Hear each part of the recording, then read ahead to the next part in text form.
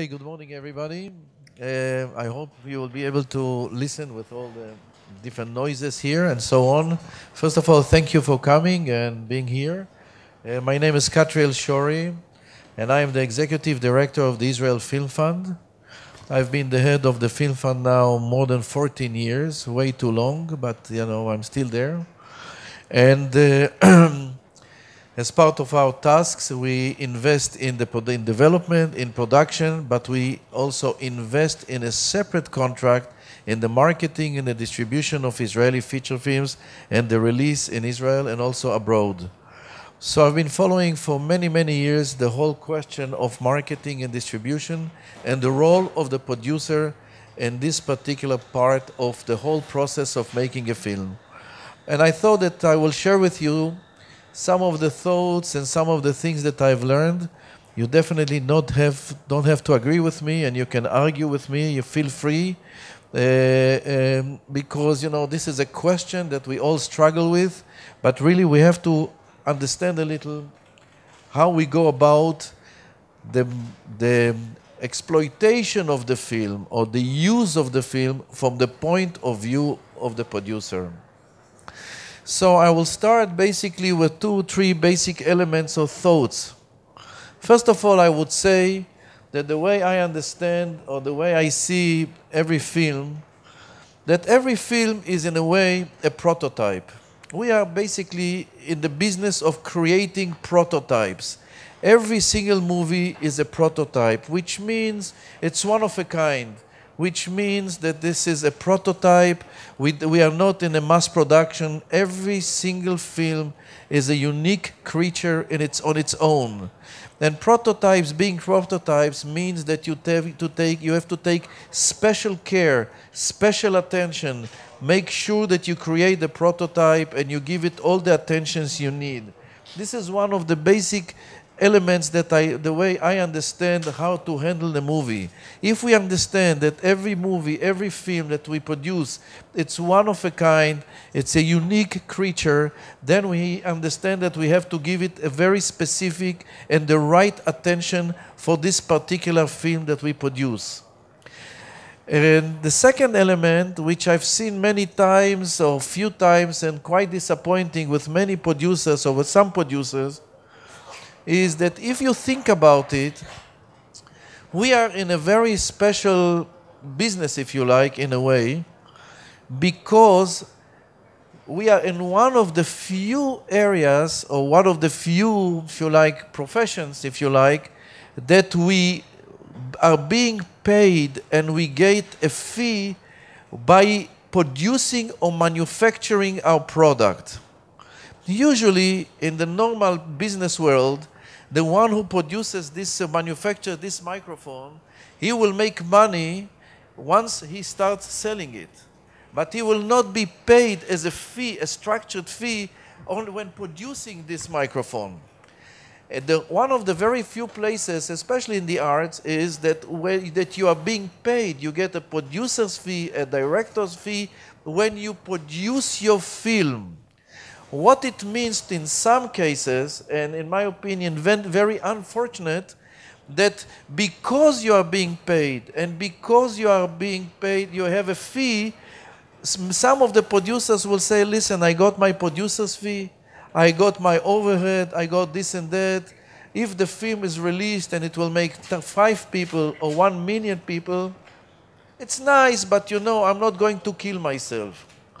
And we have to understand that because we have an inherent built-in fee as producers or directors, we still have to understand that we must have this urge, and we have to urge to release the film and get as many audiences as possible, and not just laid back and say, okay, we got our fee, and the rest, let the distributor take care of it and take a risk and whatever. And for me, this is always a very frustrating situation. And I can say, I've been now 14 years the head of the Film Fund. I signed on almost more than 190 feature films throughout these years. These 190 films. And some of these films, some of the producers, I saw them being super lazy, but just saying, listen, I got my fee, and that's all I care about, and then I give it to the distributor, and whatever happens, happens. Personally, I think it's wrong, and personally, I ask myself, why are they in this business altogether? Is only to get the producer's fee and the hell with the movie? It sounds not logical. But on the other hand, because we have a very particular structure, it's quite tempting to take the fee, and then whatever happens with the film will happen. So coming from this way of thinking, I think, and I've been thinking it for many years, one of the basic quick question: whose film is it anyway? When we make a film, whose film is it anyway, and who controls the fate and the destiny of the movie? In my opinion, the film belongs to the producing team, which is of course the producer, the director, and those people who got together to make the film and took all the risk of making the film. This is their film. They own the film. It's their film, and it should be their film all along. And who controls the fate and the destiny of a movie? This is again a question, because I believe that the group which should control the fate and the destiny of a movie are the producers or the producing team, and if the director is a partner in the production as well. But this is not usually in many countries the case, because when you think about it, there are two elements which, to me, are always in my mind.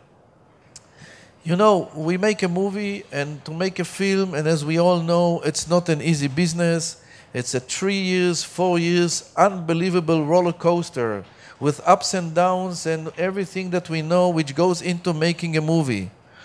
And then it's like a baby, you know, like you slave 3, 4 years, you put your neck on the line, and then there is a baby, and then there's a newly born movie. And then what do? In many times, we give this baby for adoption. We give the baby to a distributor for adoption. So we can give our baby to a great family that will really look after our baby in a nice way. But we can give it to a family that will adopt our baby, but that they will put it in a kind of an automatic pilot and will release it to the cinema just like that. And the question comes back to who controls the fate and the destiny of the movie. And my belief is that we, as the people who put our neck on the line for 3, 4 years, took all the risk and all the pain of making a movie, we should also control the fate and the destiny of the movie. Because it's not only about money.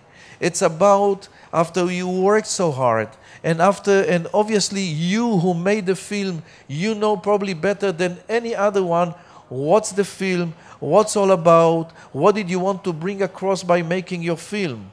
And then you give it to a distributor, and then the distributor, either he takes good care of it, or he doesn't take at all care, or it's one of many films that he's going to release, and then you see your film being released out there, and you eat your heart out because you know that he could have done so many other things with the movie, and maybe he should have looked at the movie in a different way. Maybe he should have created a different strategy, etc., etc. And you are in your office or in your home and you say, hell, I worked 3, 4 years. I don't know how many years to write, develop, and so on. And now it's being released in a way. And I know that, but it's terribly frustrating because you gave the film away to a distributor. And of course, there is the other element, which is the financial element. Of course, when you give out to a distributor, many of them will do all this very well-known creative bookkeeping and so on. But for me, it's definitely important, but it's not as important as the fact, again, who controls the fate of your movie and whose film is it. So I know that there are some film funds in the world, especially in the Anglo-Saxon countries, in which it's a precondition when you submit to the fund to have a distributor on board. And you have to show that you have a distribution deal, an agreement on board as a precondition to get money altogether. I personally think that it's wrong. I believe that that by doing that, these funds actually transfer the final stage of the decision-making, what film will actually be produced, to actually the distributor. On the other hand, they will argue, yes, but in this way, at least we know that there is a guaranteed distribution.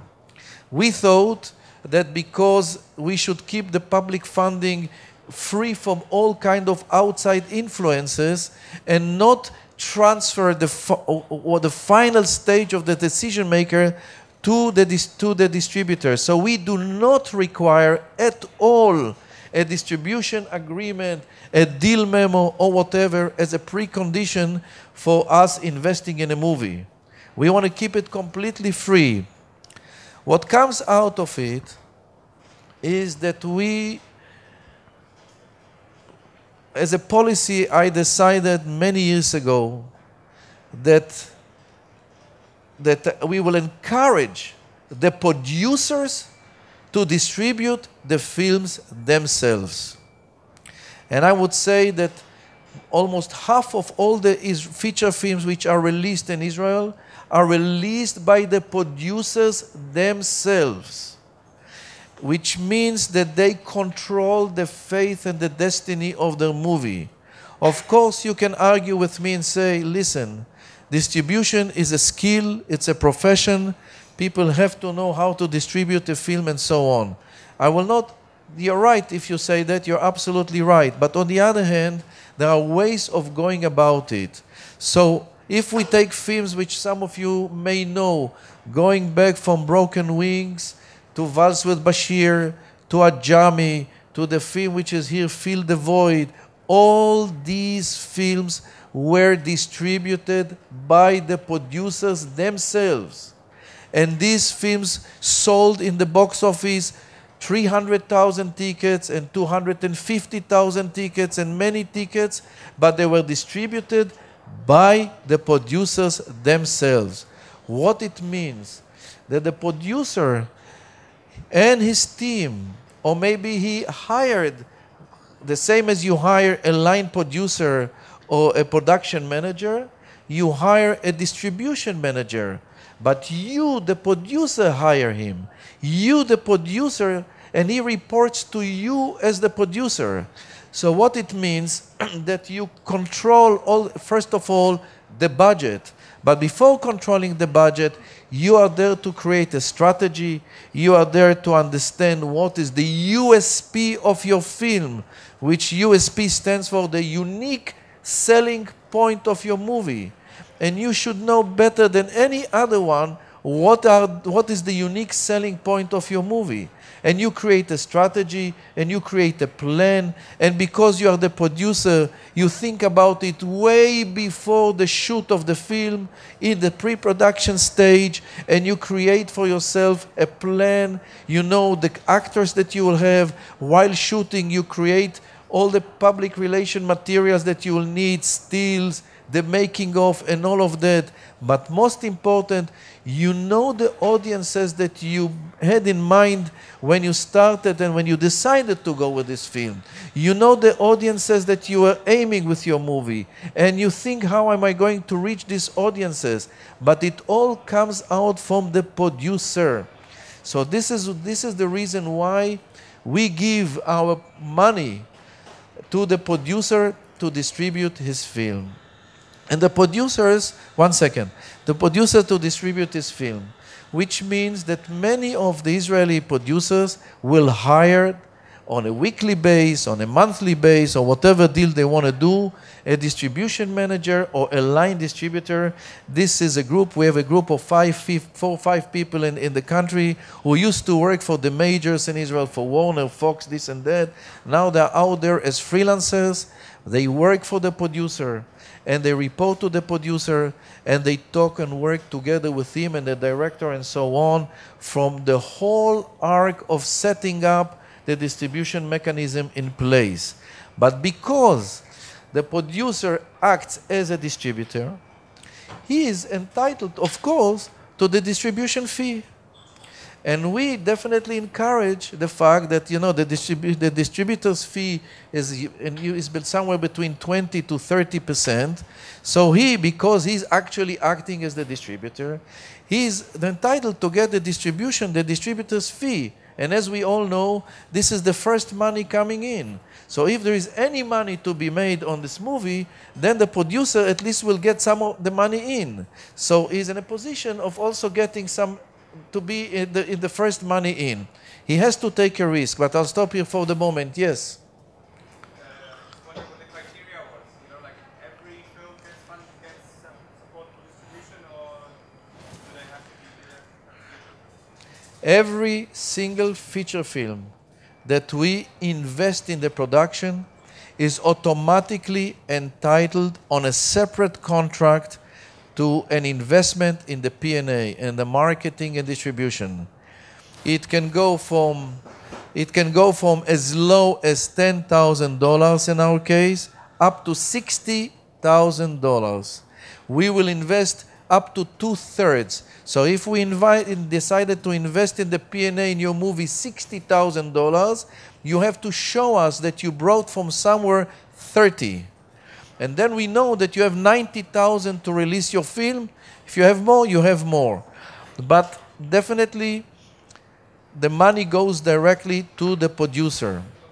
He has to show us a plan, but we are not very strict about the plan.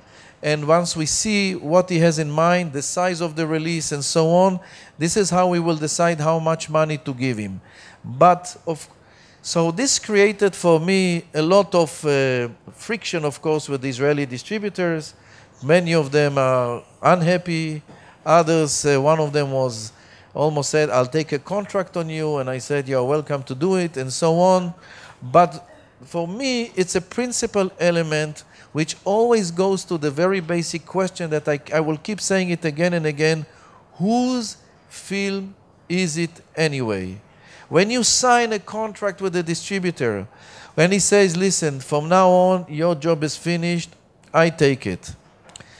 I agree to this, and those films which are distributed or given to a distributor, we made it an absolute precondition that we want to see the distributor acting earnestly like a distributor, which means taking a financial risk.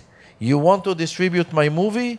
If we decided that the release plan and the release budget is $120,000, it's okay. We want you to see that you put your hand into your pocket and you actually take a risk together with me or together with the fund or the producer in releasing the film. But why should the distributor get a 25-30% distribution fee for only handling the distribution without taking any risk? This to me didn't make any sense. I said, you want to take a risk? It means that you believe in the product. If you believe in the product, take a risk and act as a distributor should act.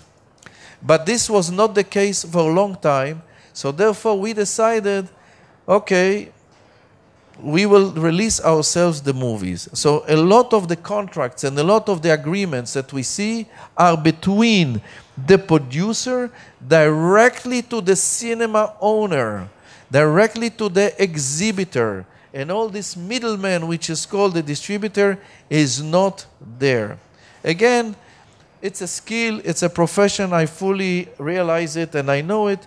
But if you do it the way you should. Otherwise, it's a total waste of time. You had another question there. No, it's gone.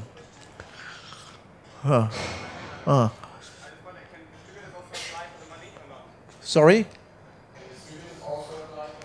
No. Because, you know, the question is, for me, the only partner for dialogue on all the aspects of the movie, the main partner for the dialogue, is the entity which is signed with the fund, is signed vis-a-vis the fund. Who is the one who signed with the fund? The producer. For me, the only partner that I know for any discussion, for anything, is the producer. I talk only to the producer. He will make a deal with one distributor or the other, whoever. This is his business. I talk to him and I make the agreement with him. And even if he goes to a distributor, I will give the money to the producer. And then he can give the money if he wants to the distributor. We definitely want to see the agreement. We want to see the contract. We want to see exactly the kind of deal that he made with the distributor. But our partner for any dialogue, for any contractual agreements, is the producer. Yes? You get the money back from distribution? Yes, of course. Most of the funds, I guess most of them, are the form of participation is in the form of either an investment or a loan. Very few funds in the world, if at all, are giving grants. So basically, they are all entitled to get money back when there is money to be given back. Here, I will say that we decided on I was a producer for 25 years before going to the fund. So I decided I convinced my board, and I decided that we should definitely be an investor. We should invest in the movie, but we should give up on 80% of our share in the investment. What does it mean? It means that, let's say I decided to invest in your movie €500,000, okay? I will give you the €500,000, but I'll be calculated as if I gave you only €100,000, because I give up on 4/5, 80% of my share of the fund's share in the investment. Why did we do it? In order to create a situation that the producer will have some percentages in his pocket, that if he finds an equity investor or somebody, he has something to offer him.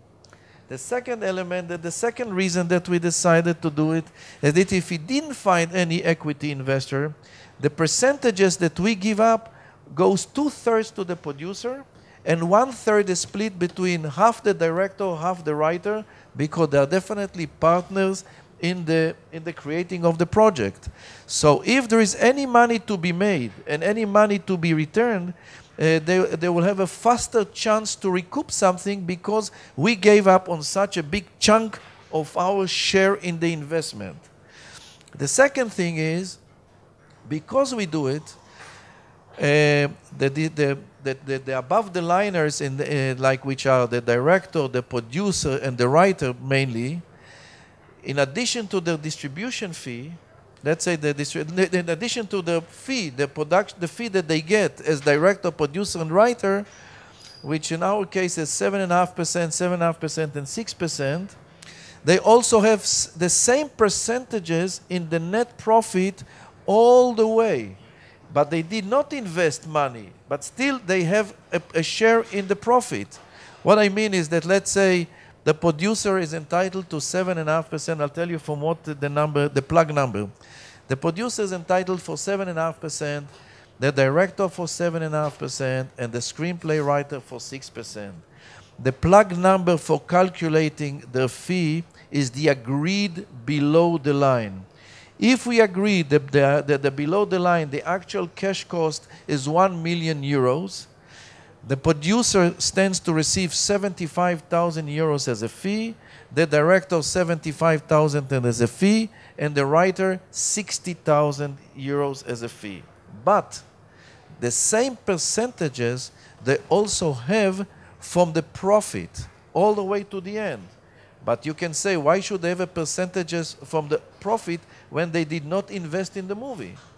So here comes those percentages that we gave up on, because from this we can create a situation that they will have a percentages from the profits throughout the ages. In the case that the producer, the director is also the writer, as it is in many cases in Europe and so on, in this auteur world, if it's this one person, he is entitled to 10%.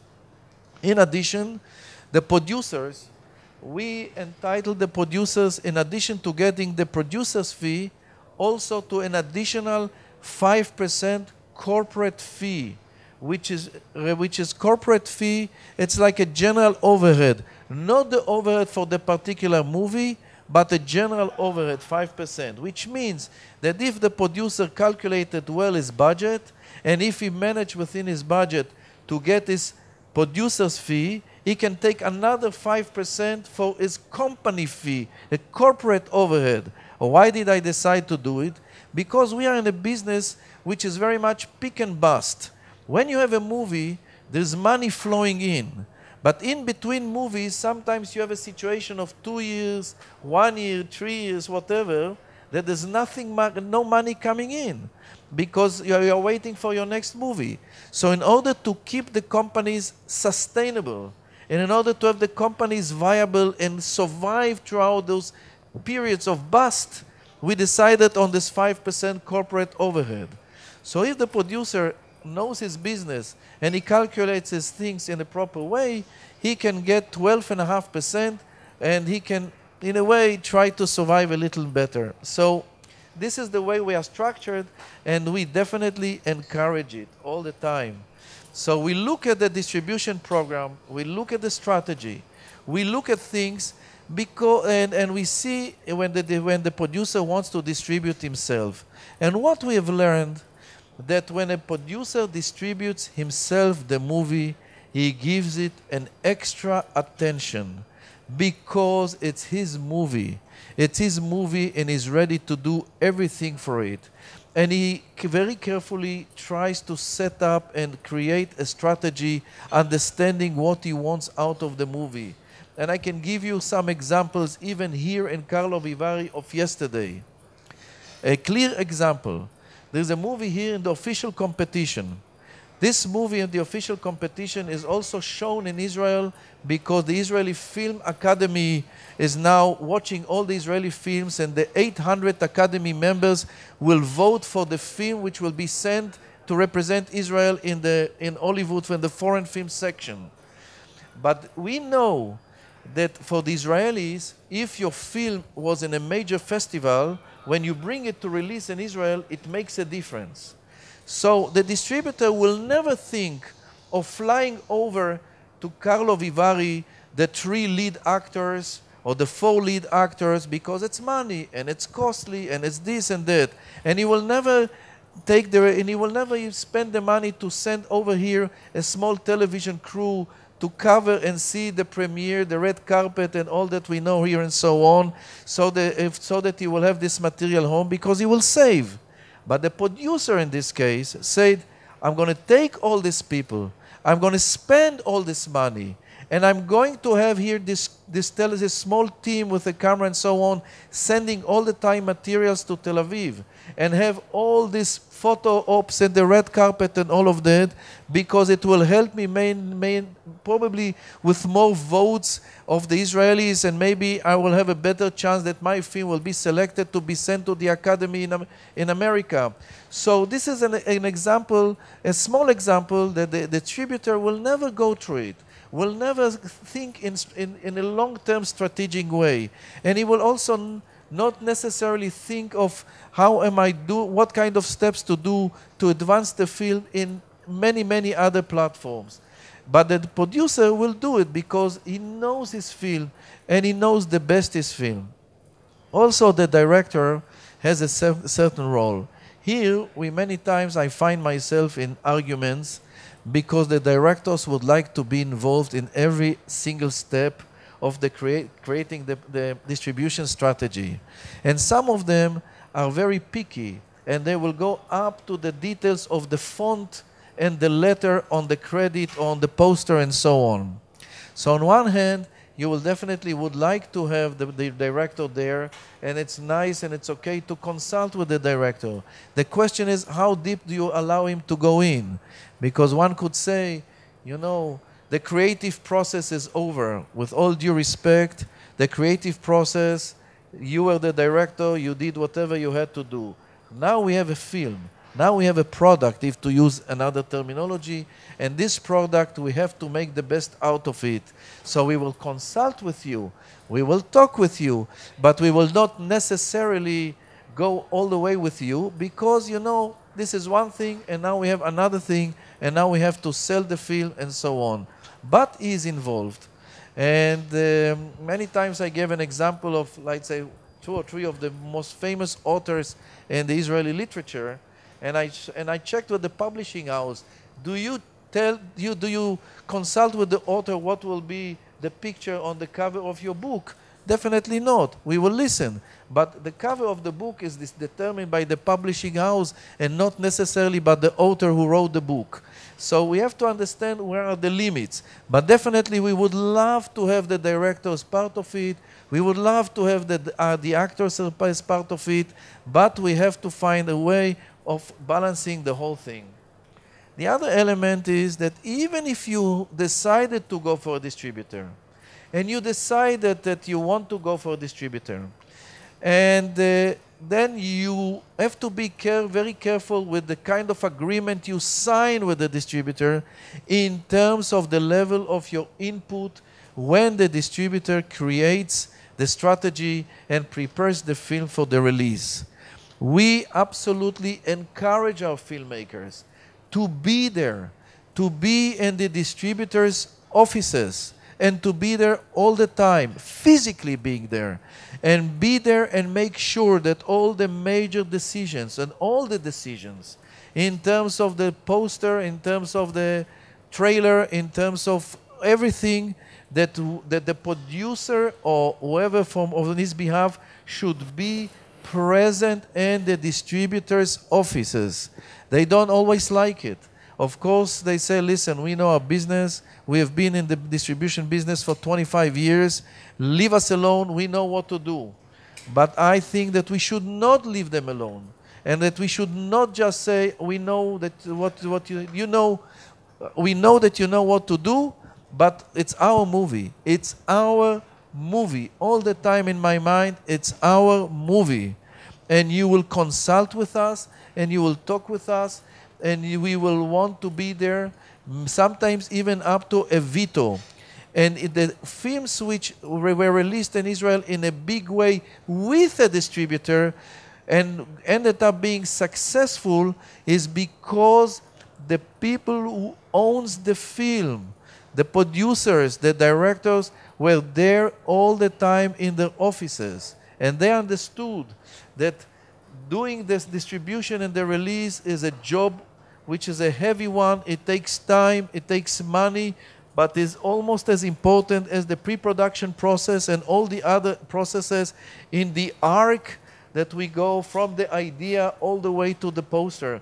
And never let your movie go. Never let it go. Just stay there with your movie and make sure that it's been given the maximum attention and that you are involved in every single step. I know that what I'm saying to some people, it's not all that popular, and I was very fiercely attacked by distributors many times, but it's really my belief, and I thought I'll share it with you, because this is not the norm in a way in many countries, but I believe that this should be in a way, especially in the kind of films we make, which are art house type films, and which they really need a very special care, a very special attention. They have to be, every strategy, every release has to be very carefully designed, very carefully organized, understanding all the elements, knowing what you are selling, knowing what are your selling points, what are your tools, who will be your first 1,000, 1,500 sales agents, if you like, who will start the word of mouth, who will be the first 1,000, 2,000 people that you will screen the film in your country and that will start carrying the word. Because we all know that the kind of films we make and all the surveys that we conducted throughout the years, at least the place I come from, 45% of all the people, and I do every 2-3 years I do a survey, 45% of the people say we decide to go to see a movie only when friends of us, family, our kids, whoever tell us, which means 45% are going to see movies by word of mouth. not by all other elements. I'm not saying they will read a little the critic, they will see the number of stars. We don't have in many of our countries bankable actors, what was called in Hollywood, which you have the face of an actor on the poster will guarantee you 15 or 20,000 tickets. It hardly happens in our countries. I'm not saying whether we don't have star values, but the stars or our actors are not bankable actors per se. So you have to find a way how to go about it. And word of mouth means that you have to create a situation that your movie will be in the theaters at least 3 weeks. I know it's easy to say, it's not easy to get to it, but 3 weeks at least, because you need these 3 weeks to get the word of mouth going. And if after 1 week you are kicked out of the theater, you lost it, people won't even know. So we have to find a way to convince the cinema owner or to work with him a scale which will allow you at least 3 weeks in the cinema. I can tell you, 1 second, I can tell you what I did years ago when the Israeli cinema was way down under. It was a very risky scheme, if you like, but I thought that because we were in such a bad shape, we had no other choice. I went to the Cinema Owners Association and together with the Producers Union, and we asked them one question: how much does it cost you to keep your cinema theater open for 1 week? Only the overhead, provided that you didn't sell a single ticket, that you did not. And they came to me and say, for the cleaning, electricity, this and that, $750 a week. I said, so $750 a week? I said, in selective theaters in the major cities, we, the fund, we will pay you this $750 a week if you sell less than 600 tickets a week. Because 600 tickets a week on 14, 15 screenings is more or less 50 people in the cinema. It's reasonable, and this is like the threshold. If you sell less than 600 tickets a week, we, the fund, will give you $750 to keep the movie another week in the theater. If you sell more than 600 tickets a week, we will not give you a penny. Will not give you a penny. So at a certain, and we all know that many of the cinema owners are very good in creating the numbers and so on. But what I did at that time, I used to send, my daughter was in the final year of the high school. I got half of her class, and they used to go into the cinema theaters and counting the people and make sure that they are not cheating us. But for about 3 or 4 years, it was a risky scheme because it's a very manipulative scheme by the cinema owners. But we had no choice. We were like with our back to the wall, and I thought, how do we convince the cinema owners to keep our movies at least 3 weeks in the cinemas?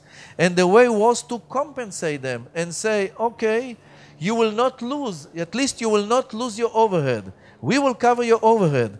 And it worked, and it really worked. After 3 years, I stopped it because it was money, it was public money that we gave to the cinema owners to keep the movies in the theaters.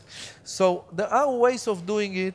I'm talking in a broad sense, but it was done together with the Producers Association.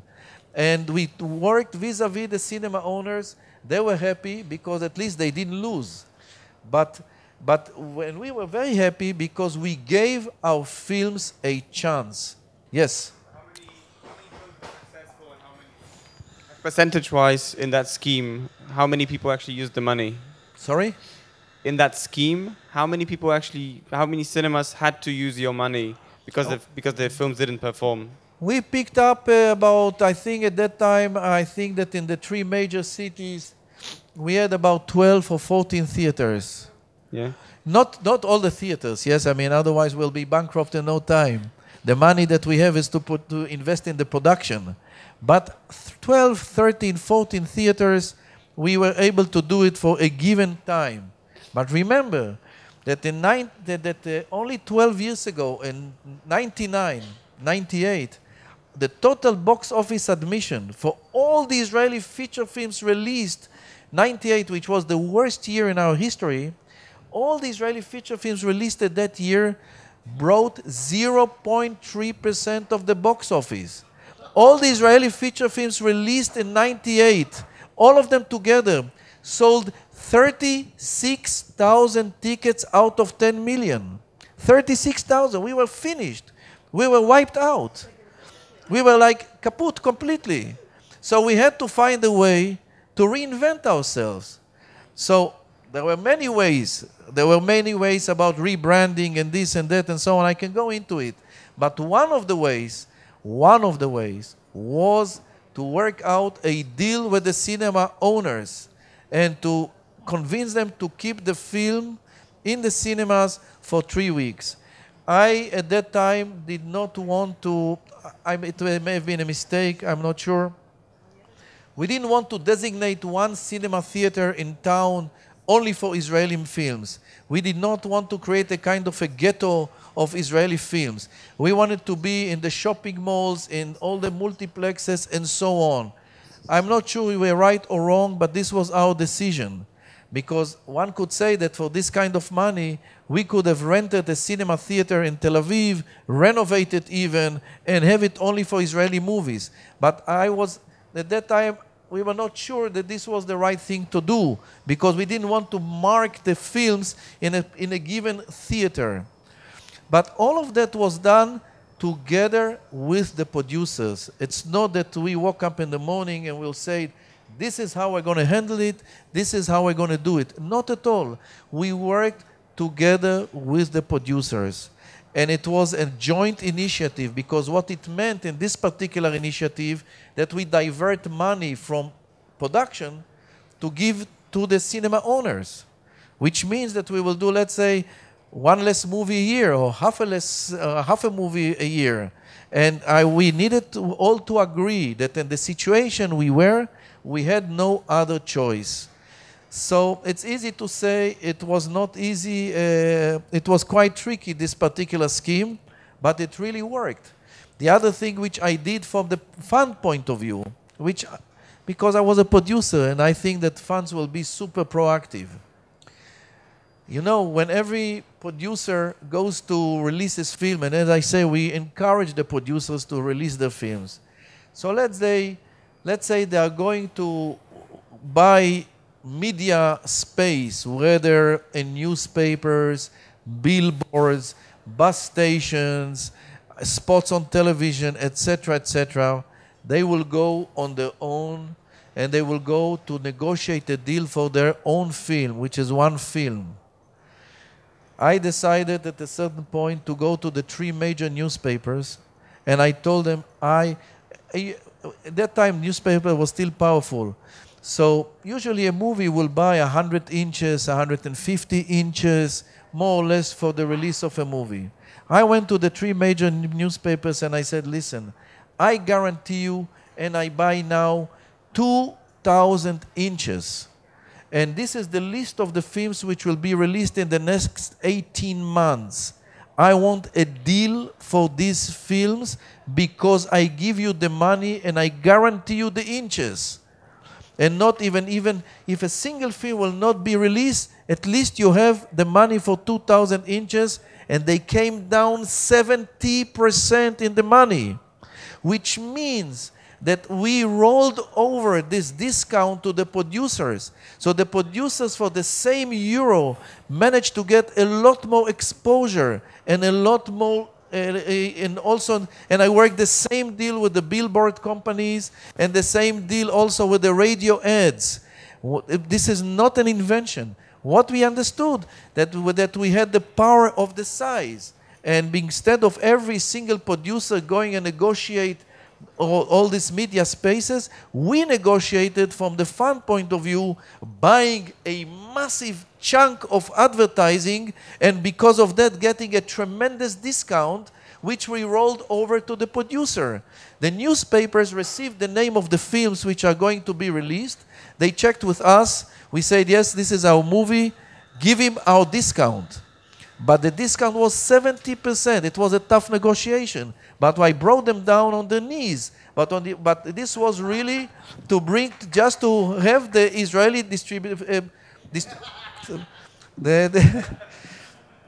not literally, but anyway, really to get as much exposure for the euro, for the dollar. So from a fund point of view, you can do it. But I think that if the producers' union, the producers' associations were more together and less each one to his own, they can do tomorrow the same deal. It's not something unique or unusual.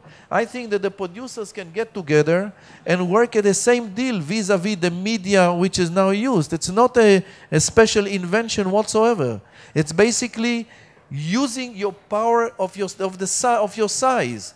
And we went like this step by step, basically together. I think that if all the producers get together in a certain country and together work out deals for television spots, for this and that and so on, they can get very good prices. It's only a matter of how you organize your industry, and if your industry can really, the producers can really work together. And I think that it's really for their own benefit. So there are ways of doing things, and there are ways of doing things so that you will really use the money, the distribution money that you have, in a much more effective way. So I just wanted to share with you very briefly a little bit of these things so that you will know that there are alternative ways of doing things when we are talking about commercial release in the cinema theaters. Of course, we can go now to all the alternatives, internet, this and that and so on, websites and so on. But no matter what, still, for me, the ones who own the film are always the producers, and the producers should be the one who are taking the film all the way, or the producing team, wherever they are. And not just let it go. Not just let it go like it take it in America. Of course, you have no choice. If we talk about Canada, if we talk about Australia, mainly the Anglo-Saxon countries, this requirement, this precondition to have a distributor on board determined to a large extent the kind of films that the funds have been greenlighting over there. And of course, a distributor has a different set of interests and a different kind of films that he would like to have, because he has a business to run, which means that only certain films will be made. And I thought, and we think, that some of us would like to make our own very personal films, not necessarily always commercial, not always necessarily super mainstream and so on. By transferring it to the cinema owners or the distributors, you basically give away one of the main principles of public funding. Because in my opinion, public funding is all about taking risks and giving chances. And distributors are not necessarily in the game of taking risks and giving chances. I don't want to play down the role of the distributors, and they are not my enemies, and I don't want any of you to think that these are like the villains over there or the big enemies. What I'm saying is that they have a different set of interests, and their interests not necessarily coincide with the interest of the filmmakers themselves, who know best the film they made, how they made it, why they made it, what was the story that they want to tell, what would they want to say or to tell and say, and this is why they know best what is the values which they have in the movie, and they should really think in a way to utilize it in the best way. And also financially. Financially, you control the budget, you know where every single dollar goes. I've seen reports of distributors that were mind-boggling, that I've seen them putting in things that you will not even imagine as expenses of distribution, with super creative bookkeeping, which takes you days to trace and see what's inside the expenses that they present to you. And this is also definitely an element, because we had a situation, and I made a clear survey of two movies which were released in the same year, and both of them, one of them was released with a distributor. And it sold in the box office, was a super success, a very Israeli film, a kind of a local comedy, 270,000 tickets. The other film, which was called Sweet Mud, was released by the producer himself and sold only 145,000 tickets. And when the whole thing came down and the sand came down, 2 years after that, I made a clear survey between the one which was released with a distributor with 250,000 people in the cinemas and the one who was released by the producer with only 140. And I checked very carefully, at the end of the day, with what the producer, the director, and the writer, the three main horses, the three main creative elements of the movie went home in the pocket. And sure enough, the ones who distributed themselves ended up with more money in the pocket than the ones who were the film was distributed by the distributor. Absolutely, but absolutely in a big way. So then you ask yourself, where am I with all of that?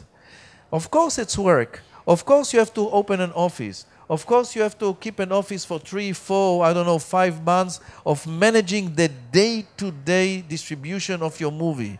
Of course it's work. Of course it means that you as a producer have to devote a certain amount of your time into releasing your movie. But on the other hand, after working for so long, going to the development process, going to the selection process and all of that, finally getting the money, making the movie, going through all of it, and then just giving it away and not staying another 3, 4 months to do the job, personally, I have a very big question mark on that. So for us, as I said, more than half of the films are released by the producers themselves, and whenever a producer comes to me and says, I want to release the movie myself, we, the fund, will give him more money.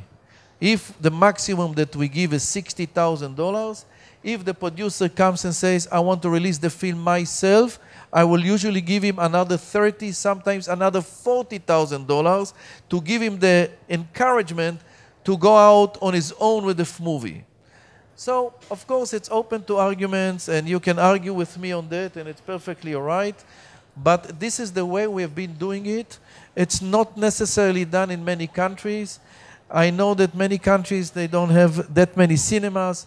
I know that not every film needs a massive release or a small release. But again, it goes back to the producer. If the producer says, I want to release my film in the 4 cinematheques in the country, I don't need all this money. I will go down very modest and so on. It's perfectly all right. If he comes and says, I want to do mainly a website campaign and not buy inches in the newspapers because it's useless nowadays for my particular film, it's also okay. But as long as you think it very thoroughly what is right for your movie. We will never save. I'm not in the business of saving the money and just convincing him do this or that campaign. Also as a fund, we will never tell the producer how to release his film. Never. The same as we will never tell a producer how to produce his film. It's none of our business. We can ask questions, but the same goes about the release of the film. We will never tell him, this is the way you want to release. We want to see your plan. We want to see that you have the money to release the way you want to release the film.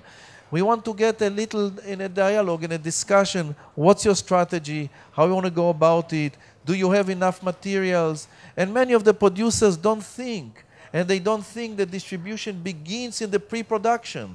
And the distribution begins even before the pre-production. And distribution sometimes begins with the casting and other things.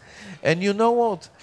We had a situation that many of the producers, we have a provision in the budget, like many of the budget, for a still photographer at least a part of the days on the set.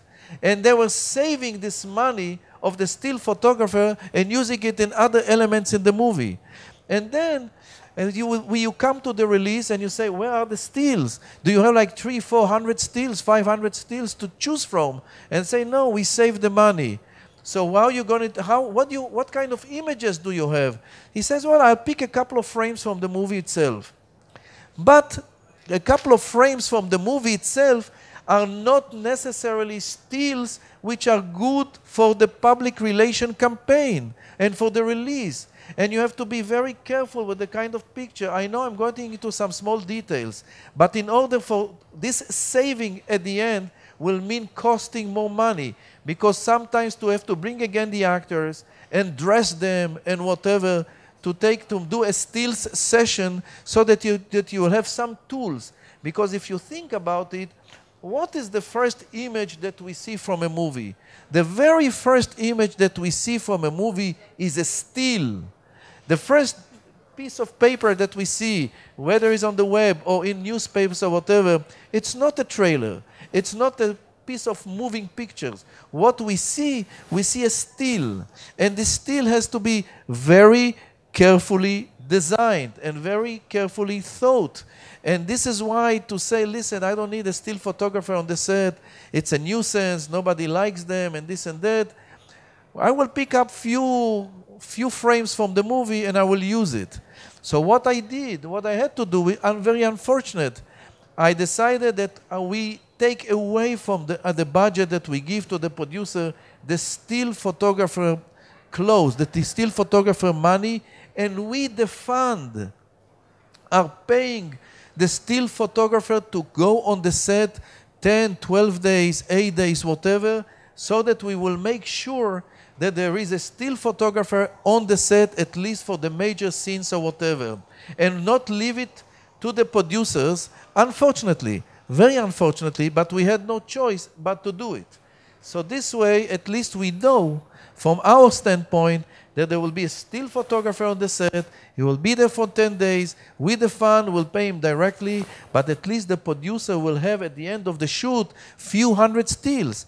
And if you are lucky, and if your movie gets to be sold with a sales agent, let's say to America or other places, and if you look at the delivery requirements of Sony or whoever in America, you see that you have to present at least 600 different stills. It's in the delivery schedule if you are lucky to sell your movie to America. And then you come to this American guy and say, I don't have it.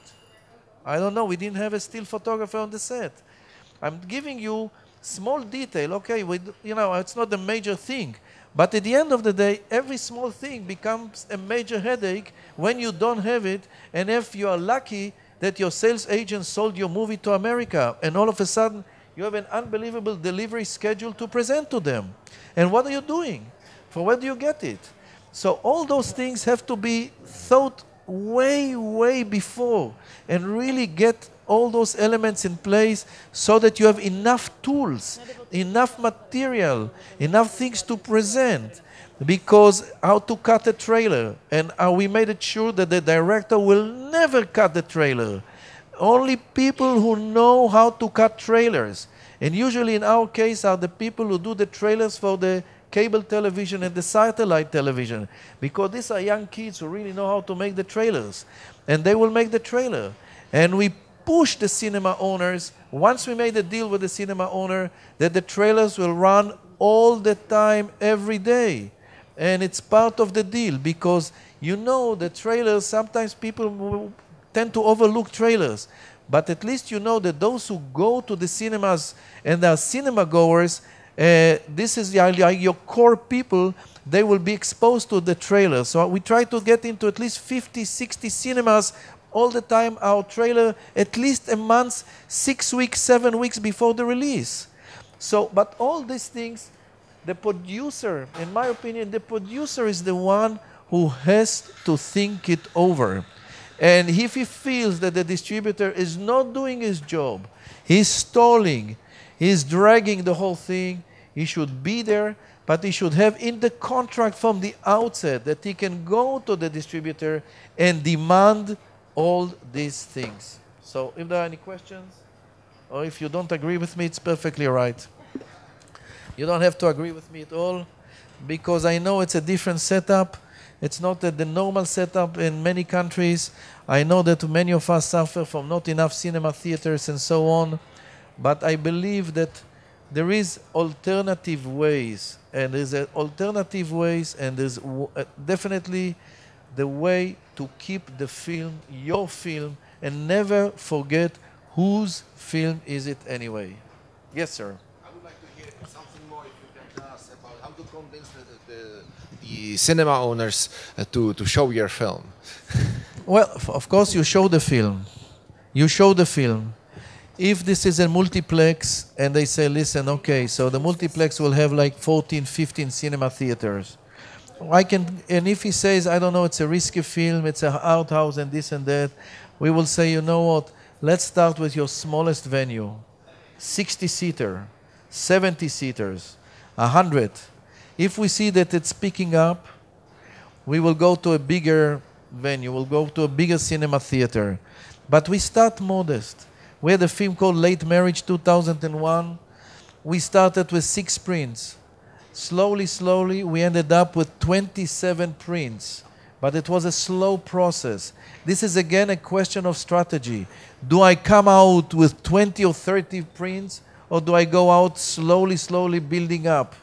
But you can talk to them. Obviously, these are businessmen.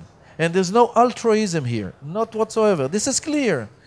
But you can talk to them. You can talk, and you can ask them to keep it for 3 weeks or whatever, maybe in a smaller theater or whatever, and see if it's picking up. That's all. But you can create a huge word of mouth by creating the kind of gala openings, premieres, and so on. You do the premieres, and you do it for charity organizations. You understand with whom are the first people that I show. For example, I'll tell you what I've been doing for years. We are doing it. Every film on a Friday, we invite and we pay with a little bit of food to the biggest cinema, 600 people who are the employees in the major advertising agencies in Israel. Why the advertising agencies? Because these are the people who determine the style and the look and the advertising. They talk a lot, they gossip a lot, they have a lot of accounts and a lot of clients of Coca-Cola, these major small companies. These people are great carriers of word of mouth if they like the film. Of course, it's a risk. But we invite 600 people, and we do it with one of the major newspapers as a sponsor. So you get a new film, and you have all the main people, the main personnel of all the advertising agencies as a particular group. And you also sense a little the film. Secondly, we have a scheme all over the country with over 20 cultural centers which are spread over the country, and we are taking the films over there for a preview screening. For preview screening in the cultural centers throughout the country.